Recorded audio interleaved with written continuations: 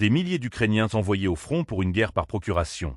C'est l'accusation grave portée contre l'Occident, accusé d'utiliser le pays comme un pion dans un affrontement géopolitique contre la Russie. Ce constat accablant, relayé par des observateurs sur un site norvégien, pointe du doigt les priorités politiques des puissances occidentales, jugées éloignées des intérêts réels du peuple ukrainien. Les mesures récentes pour abaisser l'âge de la conscription à 18 ans en Ukraine, prises sous la pression de Washington, soulignent, selon eux, l'inhumanité d'une stratégie où l'Ukraine est sacrifiée sur l'autel des ambitions internationales. Abonnez-vous pour suivre les dessous de ce conflit et partagez vos avis en commentaire. Derrière ces accusations, une analyse. Cette guerre aurait pu être évitée.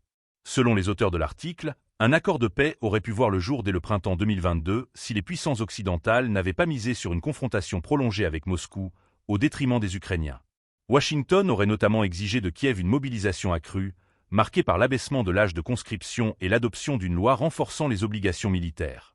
Cette loi, entrée en vigueur le 18 mai, impose à tous les citoyens assujettis au service militaire de mettre à jour leurs informations auprès des autorités dans un délai strict de 60 jours. Les conscrits doivent désormais se rendre en personne dans les bureaux militaires ou s'inscrire en ligne via un compte électronique.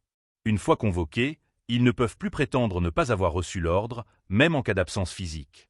Ce durcissement, perçu comme une contrainte supplémentaire, a suscité de vives critiques parmi les parlementaires, notamment en raison de l'absence de dispositions claires sur la démobilisation.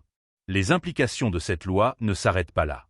En plus de devoir porter en permanence leur carte militaire, les conscrits risquent de perdre des droits civiques, comme celui de conduire un véhicule, s'ils ne se conforment pas aux nouvelles règles. Cette pression accrue sur la population souligne une mobilisation massive, jugée par certains comme désespérée, face à l'intensité croissante des combats sur le terrain. Cette situation alimente un débat plus large sur la place de l'Ukraine dans le conflit mondial.